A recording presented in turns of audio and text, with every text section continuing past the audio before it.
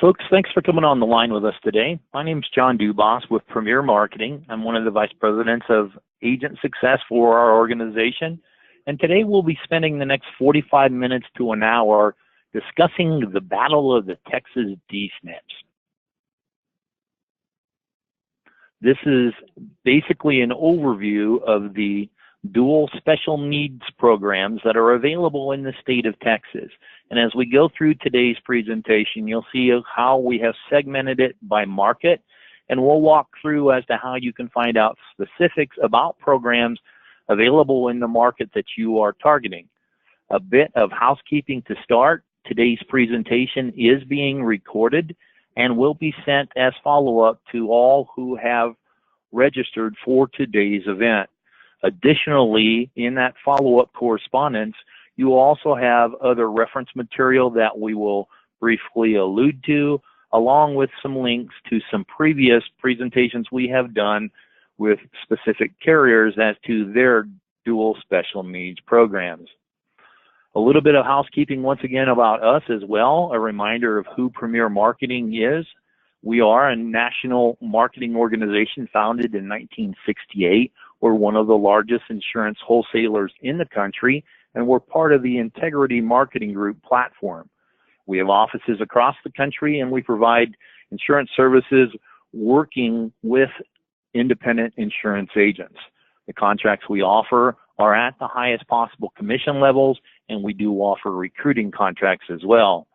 I mentioned we are celebrating our 50th anniversary this year, a item of pride for our organization, and it's something that gives you the assurance that you are working with an organization with deep stability and financial backing. We are one of the largest organizations for many carriers across the country, including United Healthcare, Anthem, and Meridian Care. Coincidentally enough, 3 carriers that do offer dual special needs plans. They just may not all be in the state of Texas.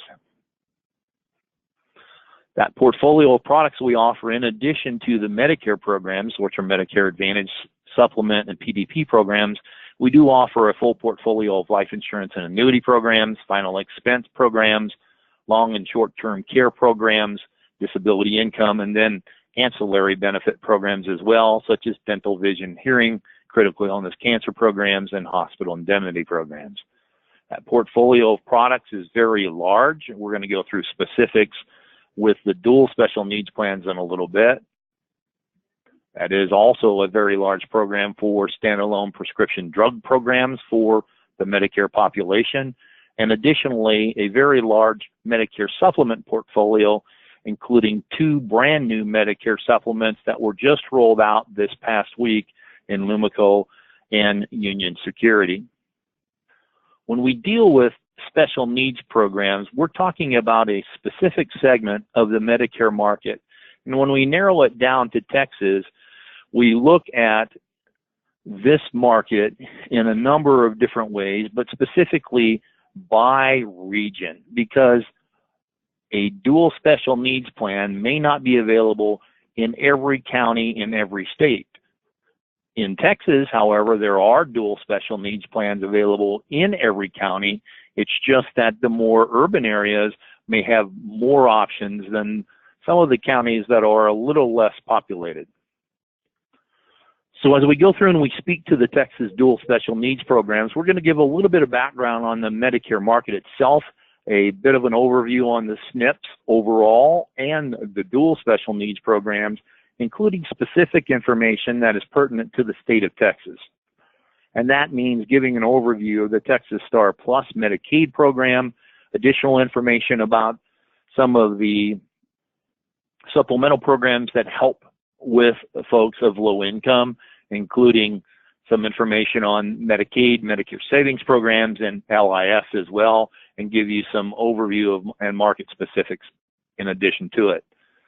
On an overall basis, obviously, and you've heard this a million times now if you've been in the Medicare market for any length of time, how many people are turning 65 every day, and it's a growing market. And it is, it's huge, but we talk about over 65 market.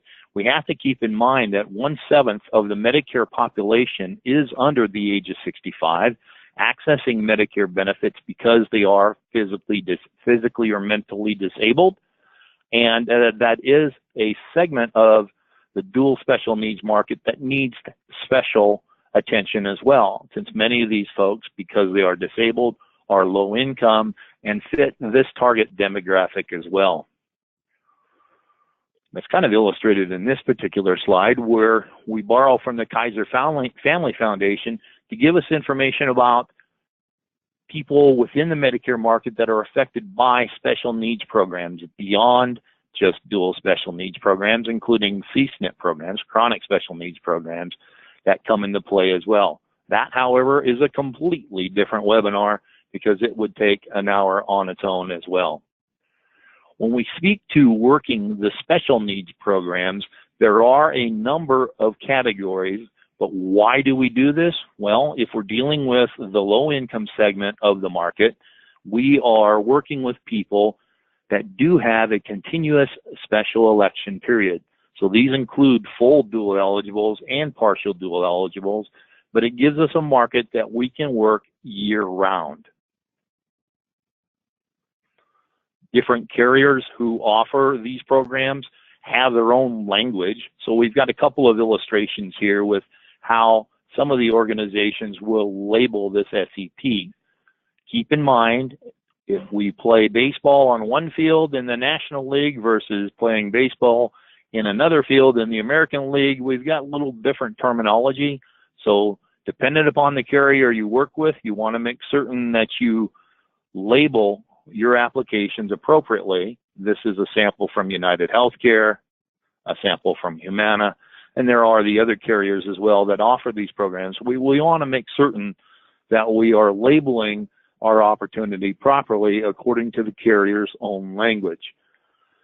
Special needs programs themselves were actually created by an act of Congress back in 2003, and they are focused on certain vulnerable groups of the Medicare population. They are basically designed to address the special needs of that population, and there are 3 different types of special needs plans. They include the chronic SNP that I mentioned earlier, and these are programs that are designed for people with severe or disabling chronic conditions. There are also the institutional SNPs. These are the folks that reside in a certain institution like a nursing home or possibly receiving nursing care at home. And then there's the population that we're addressing today, which is the dual special needs plans. And these are folks that have both Medicare and Medicaid. It is a segment of the market that is a huge growth segment. You're seeing a number of carriers become involved in this segment of the market that hadn't been before. And it is also more of an untapped segment, where with the regular Medicare Advantage programs, you see deeper penetration into the market itself. And in this particular segment, you have more of an opportunity because many more of the people that qualify for the program aren't enrolled in this particular Medicare Advantage plan type. You see in different states differing population eligibility, but in the state of Texas, we have a huge opportunity all across the state. When you look at the different companies that market this particular program, there is the biggies as usual, much as there is in the Medicare Advantage field, where the overall leader in terms of enrollment with regular Medicare Advantage programs is also the leader by far in the dual special needs programs. But what you run across in many circumstances, and this is some data borrowed from Mark Farah Associates and their analysis on this enrollment data, that the largest carriers active in this market are the ones that you see across the board in the regular Medicare Advantage, with United Healthcare and Humana taking the lead. Enrollment is growing by different types, but that's something that we are looking to do in this presentation, as to demonstrate what we're going to do in Texas. So the big question is, why would you work the lower income market? Why would you work with people who cannot afford to buy anything? Well, it's a big segment of the market. And if you look at some of the latest data that we have for folks, once again, over 65 and reporting income, so a little skewed because we're not taking into account the full Medicare population. But you'll see within this population numbers, doing a little quick math in my head, the first four categories is 53% of the Medicare population will most probably qualify for some sort of subsidy that enables them to access a special election period throughout the year. How the different carriers address this population may vary from market to market and carrier to carrier. Most special needs programs across the country and in the state of Texas require that the individual be a full dual eligible. So this, in our vernacular, is a qualified Medicare beneficiary or someone with even less income than that category would require. So it is a segment that many of the carriers have set up systems to help identify those individuals as well. If you think about it, the average Medicare beneficiary spends about a third of their income on health care. And if you put a perspective in place that has the folks that would qualify for some sort of entitlement program, which is generally 150%, no, it's not generally, it is 150% of federal poverty level or less, and you take out a third of that income, and you look at the numbers of the dollars that are left at the maximum of the income that they can have and qualify for these programs, you'll see how valuable this assistance is, simply because there's not a lot of dollars there to deal with everyday expenses and the needs of everyday living. Some things that need to come into play, a lot of times when you visit with folks and you speak to Medicare and Medicaid, a lot of people really don't know the difference, and they don't understand always what is covered by what. In a broad generalization, Medicare programs are generally covered by eligibility based on either health conditions or age, disability or over the age of 65.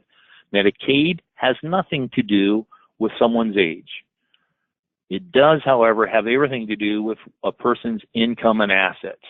So that's a broad differentiation between the two programs, and we see that Medicaid is a state-administered program that each state sets its own guidelines regarding eligibility and services. They're generally fairly similar across the country, with two states being exceptions with higher income, and that is, of course, Alaska and Hawaii because of cost of living out there. And there are also certain segments of our population that are more commonly covered by Medicaid. And you can qualify based on a number of different factors, but it all boils down to how much money you have coming into the household each and every month and how much money you have in assets. Took me a minute to say that. The rules for counting those income and assets can vary from state to state and from group to group, and there are different rules for those who live in nursing homes or for disabled children living at home. So many times when you deal with helping people set up a program to get assistance from Medicaid to pay for their nursing home, those are different numbers that come into play as to what we're speaking to today. When we visit, however, specifically about the state of Texas, folks who are qualified for assistance programs under Medicaid on the state of Texas are actually administered, those benefits are administered by the STAR Plus program. And this is a program that started, well, 20 years ago. And it started in Harris County, where they're basically capitating the risk of Medicaid and outsourcing it to private insurance companies. This is intended in the STAR Plus program for medical costs as opposed to living and other circumstances that are covered under Medicaid as well. So when the state of Texas set up the program, they kind of phased it in. We'll talk about that as we go through the next few sets of maps.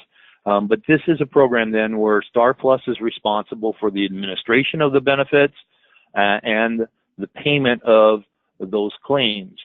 They do generally offer additional benefits and services to the membership at no cost.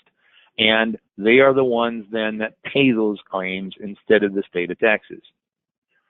When it started out back in the early teens here, we had different markets that were set up, and different companies were charged with the administration of benefits per market. They bid for those services. Generally, the contract is 3 years in length. And you'll note that the initial outlay of these programs, the rollout of Star Plus programs, were centered more around, obviously, the more populated areas. And you'll see that according to the different markets, different insurance companies won that bid and then administer the benefits accordingly. This gives you then an idea in the different more urban service areas who the carriers are that are tasked with that program. And this is important to note as we get into some of the later slides, because it can affect the dual special needs programs that you are going to offer. These programs for Star Plus are administered by the companies. We as insurance agents don't enroll an individual in a Medicaid program. We're enrolling them into a dual program that oversees the care for both Medicare and Medicaid benefits. So a fine distinction there. As time rolled by, a couple of years after the initial rollout, you saw then the additional plans being available in the more rural areas in Texas. And you see in West Texas a large number of counties that are generally less populated than the rural, or some of the other rural areas that had come into vogue earlier, and the more urban areas that had started out before. So at present, every county in the state of Texas has a Star Plus provider, and that's important to note. This rolls out those particular counties and the companies that are administering those benefits at present. It is important to note that this can cause a source of confusion for both the Medicare Medicaid beneficiary and the agent that is looking to service that individual. You may have a circumstance where a person has their Medicaid benefits administered by one company and their Medicare benefits administered by a different one. In many circumstances, it helps to have the same company administer both. It does deliver some efficiencies, but it's not always the best thing for that individual. So it then comes to our ability to discern the differences and recommend what we feel might be the best options for an individual. So you can see a dual eligible individual that has their Medicare benefits administered by one company and their Medicaid benefits administered by a different company. But it does give us an opportunity to make certain that the folks can maximize their benefits with a combination of programs or a singular type of system, even though still technically it's two different plans. One of the things that has come out and that has made life a little more interesting, and this is implemented in a number of states in addition to Texas, but it is the dual demonstration product. And this is something that came out just a couple, 3 years ago, where the state and the federal government have basically worked in certain counties a combination plan where it is just a singular program to take care of a person in certain urban areas. It is an opportunity that a person can opt out of that are part of these programs. Generally, it's not in the best interest of that individual to do so, and they can change coverages throughout the year as well. At present, this dual demonstration product is only available in a limited number of counties. Obviously, the 6 that are laid out here. And you'll note that it is in areas that has a heavy dual population and limited in scope. You'll see that it's out in El Paso, it's in San Antonio and in Bexar County, it's down in Hidalgo County, in Harris County, the Houston market, and then in Dallas, Fort Worth. This has a bearing for us as agents because if a person is in the dual demonstration market and they are with one of the carriers that are contracted to administer this program, it pulls us out of a selling opportunity or a commissionable selling opportunity with certain exceptions. So that's something that if you have a book of business, let's say in Houston, and you're looking to maximize the opportunity for you and that individual, we have to make certain that we mind our P's and Q's as to what company that we're offering the dual benefits with. It's a substantial piece of the population, but it is not a huge number yet. One of the things that it helps us to fully understand our opportunity as well is to have a grasp as to what Medicare savings programs are as well. And these are Medicaid administered programs that are part of the state delivery system, and they cover certain costs for Medicare individuals without having them be a true Medicaid recipient.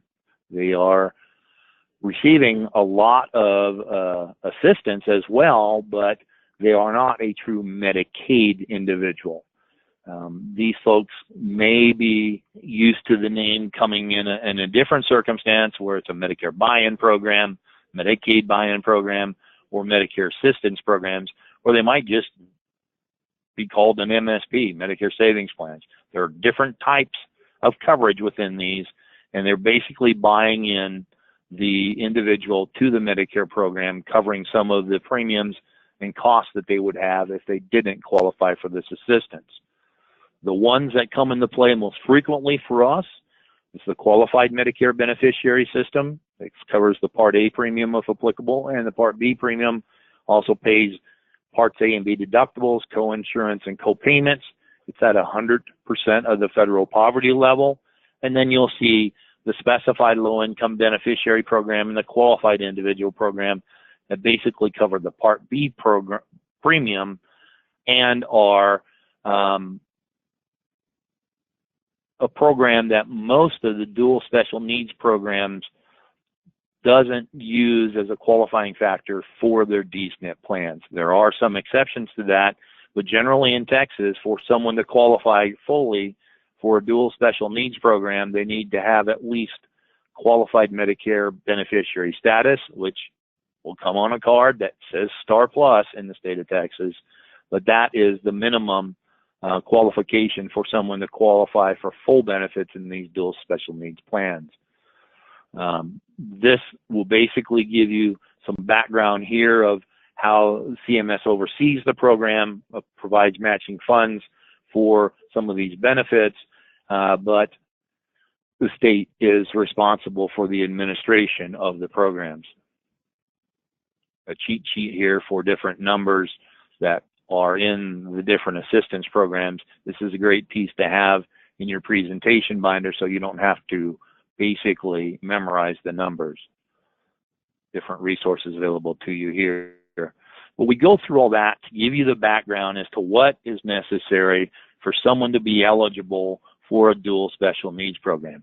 And we place an emphasis on this program because even though a huge number of enrollments come into play during the annual election period, many carriers will have more of their enrollments come through the remainder of the year during lock-in. And as we go through different presentations and we look at the many special election programs that are available to you, you understand that the market is there for you, but the dual special needs piece of it is a key factor in that lock-in period activity. What most people really need to know about working the dual special needs market is that it's not for everyone. You really need to be prepared with information about these programs and the background material that we just went through in order to make certain that the prospect that you're visiting with or your client actually qualifies for the program. We all know that a Medicare Advantage person has to meet certain qualifications in order to enroll in a program. They have to have Medicare Parts A and B. They have to live in a service area, and they can't have end-stage renal disease. For someone to qualify for a dual special needs program, They need those 3 qualifying factors as well, but they also have to have the Part B subsidy according to the qualifications of a particular carrier. So it's really important for us to know those assistance programs, know what Star Plus is, how to work with Medicare savings programs and low income subsidy programs, because that gives us greater enrollment opportunities. But knowing MSP and Star Plus and how they work with the dual plans are key for us.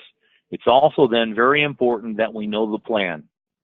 We know the carriers that are available in a particular market, and importantly, we know the network that is associated with those programs.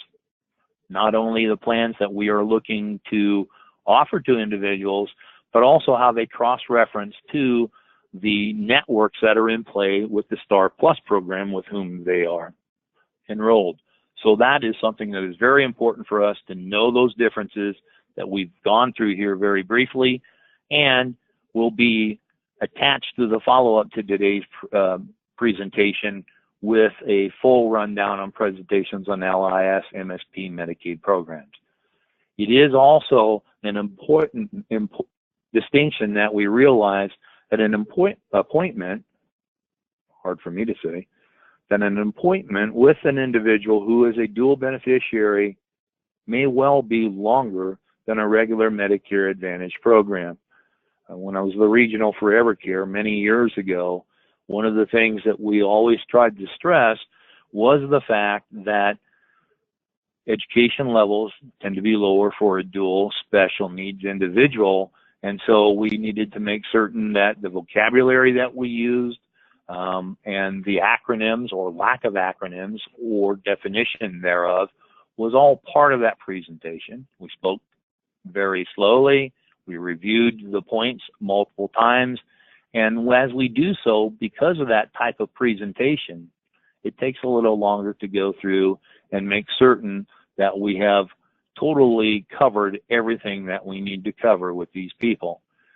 And we also need to be aware of the fact that these folks do qualify for a continuous special election period. That means lock-in works both ways. You can enroll them. They can also disenroll each and every month. One of the things that we have seen over the last 10 years, however, is many of the carriers that are offering special needs programs have set up systems that really help your persistency with these programs. The largest carrier makes note of the fact that their regular MA programs have a tenure generally of 4.9 years, where their dual plans have a tenure of 4.5 years. So you do have the possibility of folks enrolling and disenrolling, but working carefully with the carriers and through your own sales techniques, you can really drive the persistency with it. And one of the ways to do that is to make certain that you work very carefully with the family and the other decision makers or influencers within that household. We actually do some different trainings on dual special needs programs where the sales packet is a tool for us to follow and make certain that the individual makes notes in it, since you can't write in a sales packet, but the beneficiary can, and use that as a mean to drive your persistency as well. It's also very important to work carefully with the carrier. Attend the trainings that they have and the different marketing pieces and presentations that they have available. One of the things that we'll send as part of today's presentation follow-up is not only an explanation of one of the carrier's programs, but also the means they use to put you in front of people in this market. How do you reach out to these individuals? Because you'll note that they will respond to marketing outreach differently than the regular Medicare Advantage population. So it's important for us to visit these people where they live, in certain low-income housing perhaps, where they worship, through faith-based organization type of marketing programs, which we offer, and then, of course, where they access their care. So working with providers, working in the community, and knowing how to access this population is a very important point as to how to reach out and visit with the population you're seeking to assist. It is also very, very important to double check the differences between the options that are available to you. I mentioned in Texas, the more rural areas, you may not have as many options, and the carriers out there are huge name brand carriers that generally you'll know of and be able to track those differences very well. But one of the reasons why an individual would look at a dual special needs plan is not just because of the care coordination, which is key and very important, but many times they don't realize the value of that until they're in the program. What they'll look at is some of the extra benefits. So these are some of the things that lay out when it comes to transportation benefits, over-the-counter benefits, additional dental or vision or hearing benefits, some of the extras that come into play. This year will be especially interesting since the government has given the carriers a little more room to wiggle, so to speak, with the personal emergency systems, the whole hit the button, help, I've fallen and I can't get up system. Different types of nutrition programs that may come about post-release of a healthcare stay in the hospital. So some different things that come into play there with the extra benefits, and we'll touch on that a little more in just a minute. It's also very important to note the providers that are available through these programs, because remember, generally these are HMO-based programs for the most part. Every now and then you'll see a PPO program come into play, but that means we need to really look through and examine how they are accessing their care across the board. So it's not just their family doctor or specialist. We need to make certain we know about the hospitals that they prefer to access. We need to know about some key services that they access on a regular basis and that they visit with on a more regular basis than us. Home health care. Is that home health care agency a part of the network that they are enrolling in? Durable medical equipment companies. Is their oxygen supplier part of the network? Keep in mind those benefits are covered by the programs. They may not, however, be covered by their current provider. So that's something that we really need to be aware of and that we address up front and that we work through on a continuing basis thereafter as well. And it is important to note, too, that in certain markets, as we noticed from the Star Plus map, there may be key carrier support components in certain parts of the state that are available from some carriers and not from others. And there is, in all honesty, some carriers that are better at it than others, simply because they may have more experience or they may have greater membership in a particular area. However, this is a program that since you are spending additional time with it, getting to know how the programs work, getting to know the network, you also need to get to know the carrier support that is available in your particular market, the agent managers that are employees of the carrier that help you both market and properly explain the benefits that are part of the system that you're delivering. So how do you find them? God bless Medicare.gov. So this is how we access the information for these individuals, because keep in mind, Medicare programs that are combined with Medicaid assistance, you don't future date in a manner of speaking. Where with regular Medicare Advantage programs, it may be possible for us to enroll a person for an effective date beyond the first of the next month. With Medicare Advantage dual special needs plans, that's not the case. You're enrolling for the first of the next month. So as you go through this system, particularly this time of year, as new benefits are laid out for us for 2019 versus 2018, we need to really make certain that we are checking this system in a fashion that helps us fully explain the benefits and when they come available. This is also a time period where as we see more and more of the benefits from the different carriers available for 2019, we are seeing substantial service area expansion in Texas with some of these different carriers, and we need to know how we can go about accessing that at an appropriate time and delivering the information we need to for these different carriers. So we visit Medicare.gov. We go into the plan selection pieces to give us an idea of where these programs are, and we find out specifics through the special needs system here. And we're going to do a little live demonstration with that here right now, because it's going to pull up for us the different options that are available. This screenshot, however, tells you how you see that designation, an HMO SNP program. So you know it's not a regular program, and you'll see in many circumstances the carrier will label it a dual program. So as we go into Medicare.gov, we're going to go into the Find Health and Drug Plan section.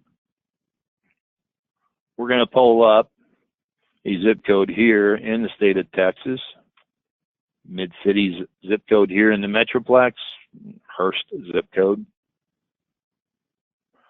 And we're going to be what we used to refer to in the past as ignorant but not apathetic in our approach for finding these programs. So we are going to say, well, we don't know what kind of coverage we have now, even though we do.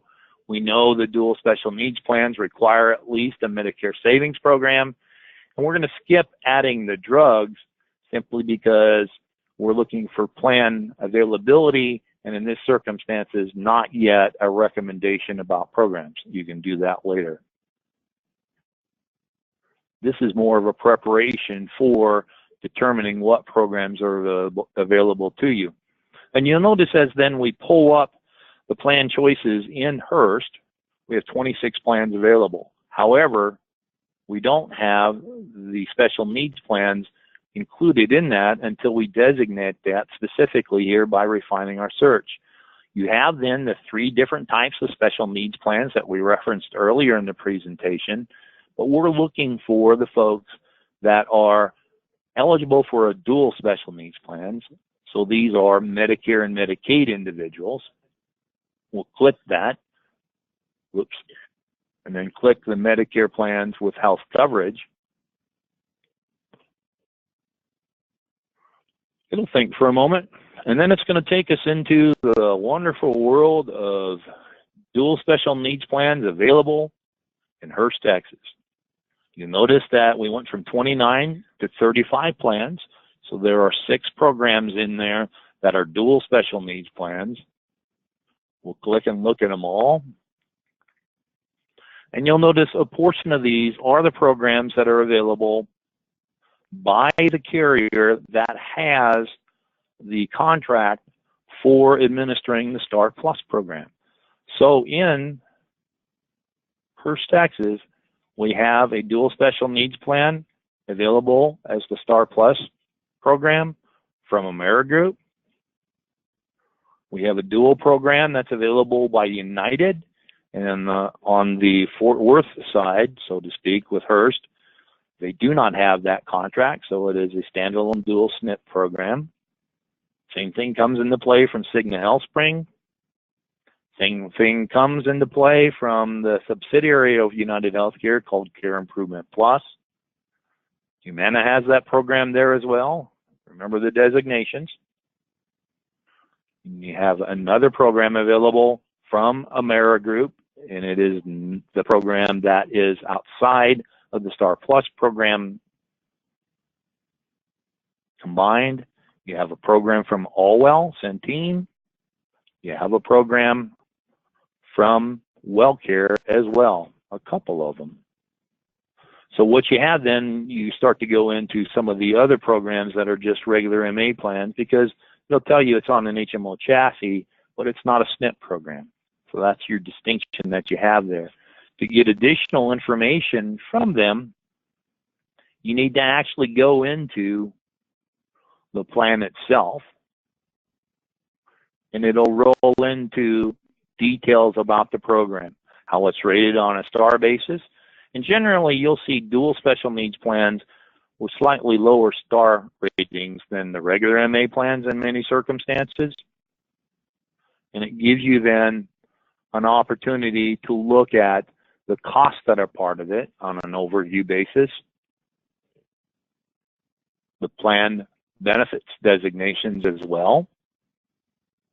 Gives you an idea of some of the ancillary benefits that they have: hearing, dental, vision, and other optional benefits. This carrier, in this circumstances, doesn't offer additional benefits. I'll tell you how the drugs are covered. Keep in mind, one of the things that you'll see when you get into a dual special needs plan is they also qualify for the drug subsidy under LIS. So as you go through the booklet, it'll lay out co-payments that may be superseded by the LIS coverages as well.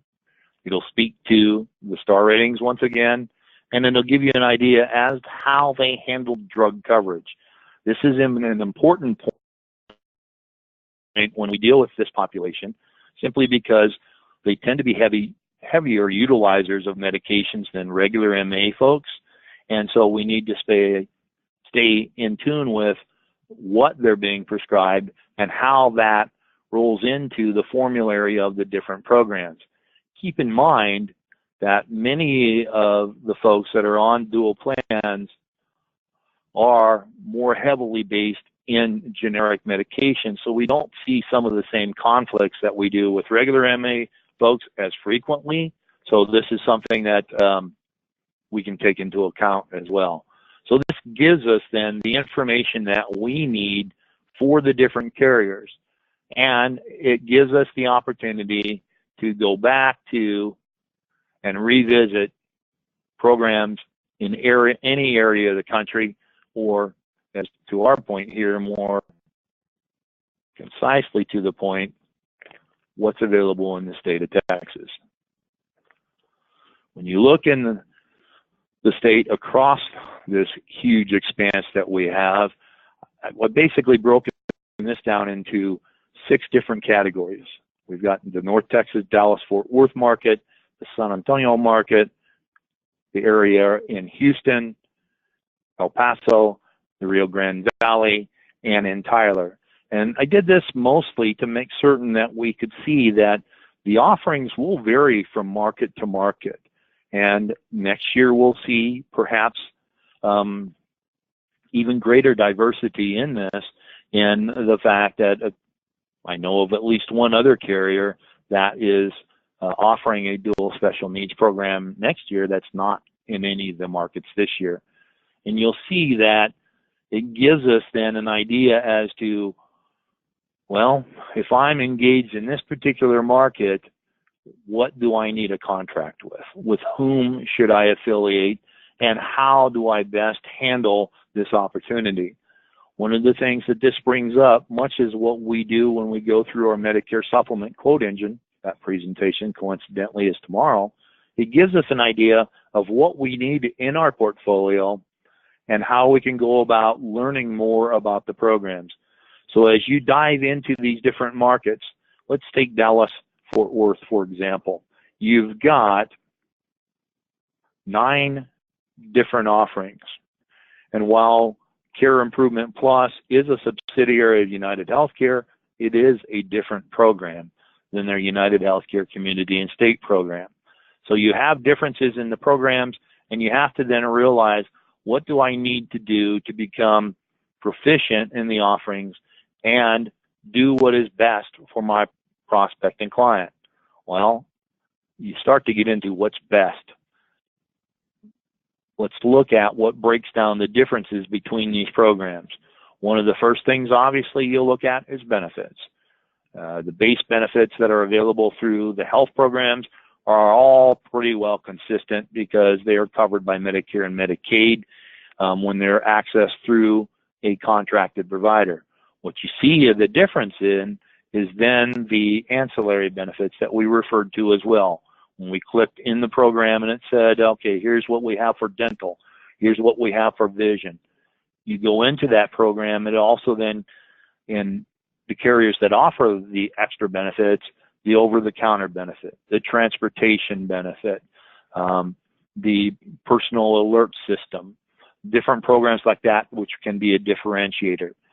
But you can have the fanciest car in the world, and if you don't have the gas to drive it, the appeal then is a little more limited than you might have in other circumstances. So we want to make certain that we have key providers as part of that when it comes to our network, specifically doctors and hospital systems. We can work through some of the other ancillary providers, such as DME and home health care, if we know how to address that system. And that's part of the training that comes with involvement in these programs. So we look at it and we realize that there are a number of carriers that we're comfortable with, and there are maybe a number of carriers that we're not as familiar with, shall we put it that way. And there may actually even be a carrier that doesn't offer their contracts through a broker. So contracting then becomes a point of discussion with you and your agent success manager to help you determine what is available here when it comes to the benefits and the providers that we need for our prospects and clients. We also then need to address what sort of support do we get from the carriers that are involved. And that is where some of the Star Plus contracts may come into play, as long as they're not in that dual demonstration product county, which has a little variance for us, but it may then be an opportunity where that carrier has a lead source for you. And it may then be an opportunity where that carrier has additional marketing support for you, be it advertisements, be it flyers, be it hard copy pamphlets, be it a circumstance of pull-up flyers, things of that nature, things that can help you market. And how well do they have an affinity with the providers that are part of their system as well? That gives us an opportunity to work with doctors. So there are a number of things that would come into play here then, based on what you're looking to do in your market, how many carriers you're willing to bring on. Do you need them all? Not necessarily. Do you need more than one? Sometimes. That sometimes might come more frequently depending upon your market and your needs and how deeply involved you are in the dual SNP market. So some different things that will come into play when it comes to the choices. And you'll note that just because one carrier may be really strong in one market, they may not have that same advantage in a different part of Texas. So some things that come into play. For some of us that are becoming involved in some of the cost plan movement in Central Texas, that then limits some of our choices that we have for the dual population. But the cost plan carrier didn't offer a dual special needs plan, so it's a little wider opportunity, even though the number of carriers that are in that market may be smaller. So some things that come into play that is all part of a discussion based on your particular marketing intent and the opportunities that are available to you in that area. So some different things that we really need to discuss as we go through it. Some of the reasons why you want to work with Premier, however, to do it, well, if you work with multiple carriers, maybe you need different errors and omissions coverage. We offer a program that is available at a deeply discounted rate for any carrier that you work with, not just with the carriers that you contract with through us. Obviously, we want your business. We want all your carrier business if we could, but we realize in certain circumstances that's not a reality. This coverage helps you work your book of business, work your plan for your agency as an independent agent. Some of the other things that we offer when it comes to assistance, well, we help you keep your license with discounted CE credits. We help you do contracting on an electronic basis. Many of these carriers will have their own electronic systems and may not all be part of it. But when you look at the market and some of the other programs that you need to fully encompass the Medicare segment, well, you might need some med subs, including those two new ones we've rolled out. It may be an opportunity for dental plans or critical illness or cancer programs. This allows you to set up an agent profile and contract with multiple carriers much more easily. We do offer additional training programs, as I've mentioned. Once again, I'd urge you to look at the follow-up information we're going to send you, including a link to the recording of this particular presentation, as to different upcoming webinars or for programs that we've already put into place that allows you to access the recording as your schedule allows. We do offer some very unique electronic support as well, including access to remote enrollments for some of the different carriers that may help you cut your windshield time and be more efficient in how you operate, not only now but through open enrollment. We do offer a unique autopilot social media program called Coverage Made Easy that allows you to access those different social media outlets to put the word out about you and your agency, and then some different lead support programs that allow you to get in front of individuals, and particularly when we deal with the dual population, working some of the community-based programs that allow you to insert yourself into your market strategically and allows you then to go to where dual special needs individuals access care, practice their faith where they live. Our mail support program is production-based. It deeply discounts the cost of reaching out to individuals in this circumstance. Direct mail is not dead. For the Monty Python fans out there, we're hauling the cart around, banging the drum, saying, we're not dead yet. And this is the case here. Mail still brings a steady response, and the different programs set up by the different carriers have even a greater response than some of the other programs that are out there. What we hope to do is help make the plethora of information we've thrown at you today a bit clearer and earn your business by demonstrating we have what it takes to make certain you understand the opportunity and with the carriers that are available in your neck of the woods. So to become involved in this, keep in mind this enables you to sell programs very quickly. I know a lot of the focus at this particular time of the year is shifting to 2019 already, but I don't know about you guys, I'm not independently wealthy. It's still July. We still have to pay all our bills through the end of the year. We're just a little over halfway through. So take and consider as to whether or not this should be a strategic part of your personal marketing plan. Make the commitment to do so. Do the contracting, certification, and study to do it, and actively market. And as the saying goes, when all is said and done, more is said than done.